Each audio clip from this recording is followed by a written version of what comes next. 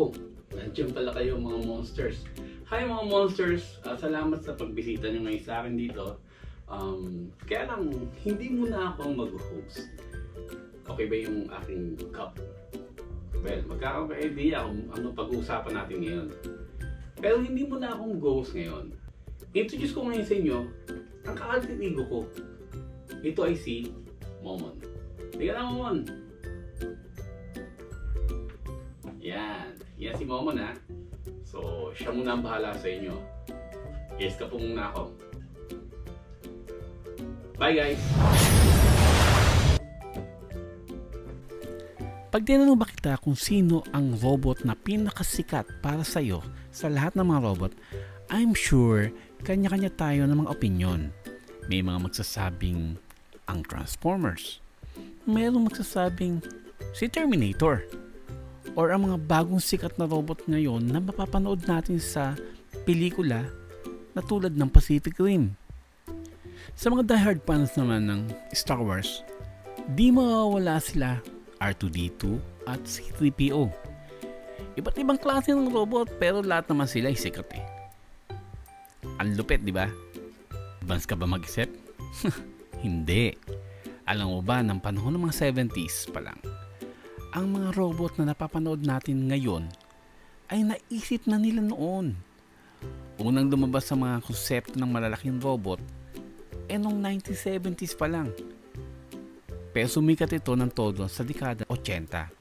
Sari-sari, iba't iba, lahat sila ay very fresh sa utak ko.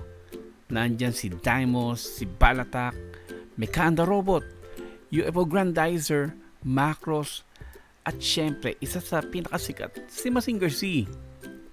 At isa talaga ito sa kinalulukuhan ko noon. Lahat ng mga sinabi kong robot na ito, meron isa talaga na talagang namumukod tangi sa lahat. Gusto mo malaman kung sino to? Well, sasabihin ko after mo mag-like at subscribe, malalaman mo. Ready ka na bang malaman kung sino to? Let's vote in!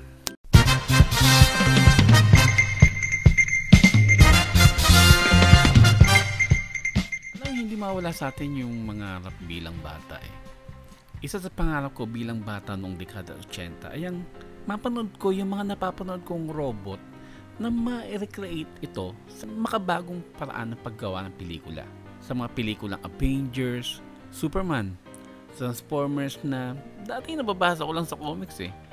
At napapanood ko lang sa cartoons sa TV. Well, as far as I know, wala naman talagang ibang makaka-relate sa mga pelikulang ito eh, kundi yung mga bata ng 80s. Hindi talaga mawala sa amin yung sobrang naatat ka, yung hinihintay mo yung talagang gusto mong makita eh. Alam mo kung ano yun? Sasabihin ko na. Ito yung karakter na talagang kinagiliwan ko noon nung bata pa ako. Ito ay walang iba kundi si Voltes 5. Maraming nagulat at na-excite na talagang nanlaki ang mata nung unang nilabas ng GMA yung trailer ng pinakabagong paputok nila sa TV. Ito yung trailer ng Voltes 5 Legacy. Sino ba talaga si Voltes 5? Si Voltes 5 ay isang Japanese anime television series na unang inere sa TVSI noong April 6, 1977. Ito ay nilikha ni Saburo Yatsude na gumawa ng Robot Romance Trilogy of Super Robot series at si Voltes 5 ang pangalawa sa ginawa niya. Pag sinabing Robot Romance Trilogy, ito ay ang tatlong super robot na inintroduce nila o piniduce nila noon. Ito ay si Combattler V, Deimos at siyempre si Voltes 5. Sino mo talagang marami silang pagkakahawig eh. Alam mo isa lang gumawa eh.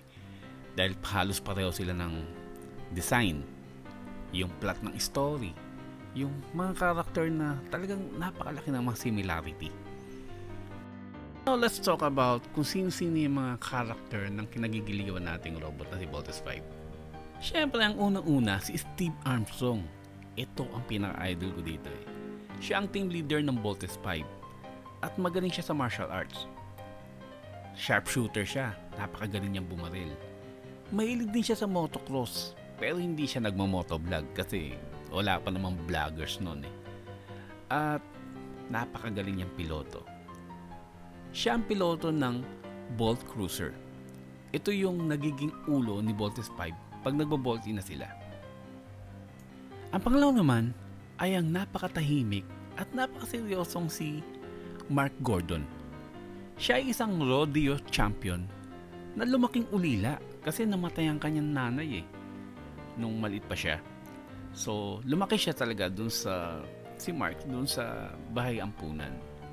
Siya rin ang piloto ng Bolt Bomber, ang nagiging braso at kamay ni Voltes 5.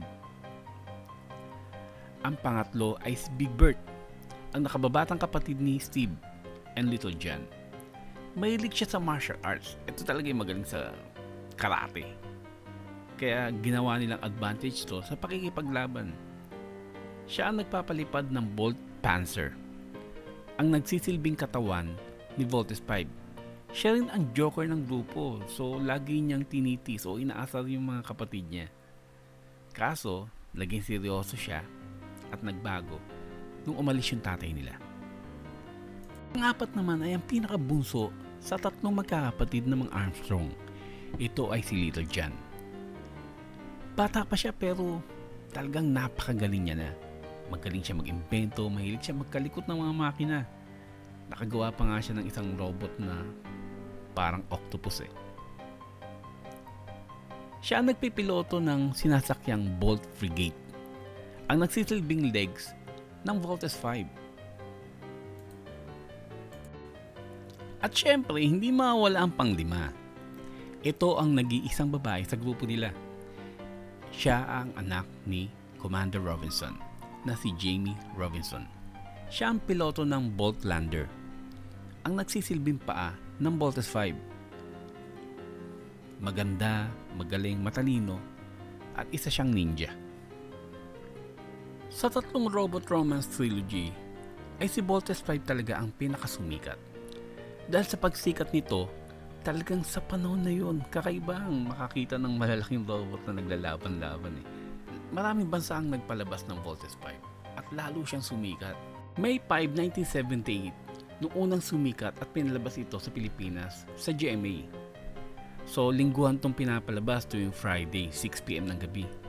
Pero kahit mabilis tong sumikat sa Pilipinas, di rin ito nagtagal dahil kay dating Presidente Marcos. Kanya-kanyang espekulasyon kung bakit ito pinatigil at madami talagang kabataan ang nabitin or na-disappoint.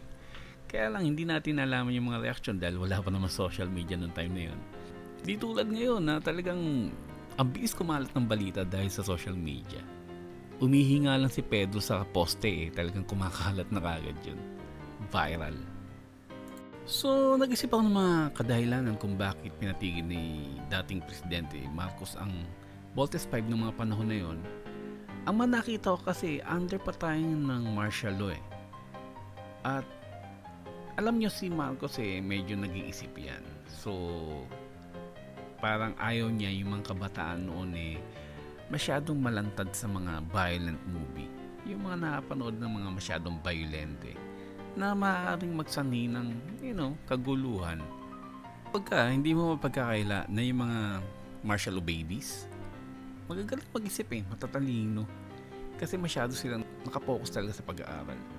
Yung panahon kasi ni Marcos, nung pinatigil ang Voltes 5, hindi naman niya totally pinatigil yung mga cartoons Kasi itinira niya yung dalawang cartoons na talagang very educational and very positive talaga pag pinanood ng mga bata noon. Ito yung Superbook at saka yung Flying House. Wow, talagang tanda-tanda ko pa rin yung mga palabas na yun Ibinalik ang Voltes 5 noong 1999 na talagang lumagasa ulit ito sa TV. Well, I'm proud to say na I'm a die-hard fan talaga ng Voltes 5. Nakita ko talaga yung trailer ng Voltes 5 Legacy. Grabe, parang nag-throwback sa akin lahat Kaya lang, in different perspective kasi 3D na yung pagkakagawa Pero parehong-pareho siya Yung umaatake pa lang yung mga Buzanian ships papasok sa Earth. Tapos yung pinakita yung Big Falcon na talagang parehong-pareho yung pagkakashot. At pinakita si Prince Stardust na nakatalikod, hindi pa pinakita yung harap, pero ganun-ganon yung eksena. At yung pinakita yung robot na si Voltes 5 sa loob ng Camp Big Falcon, napakalupit talaga ng dating.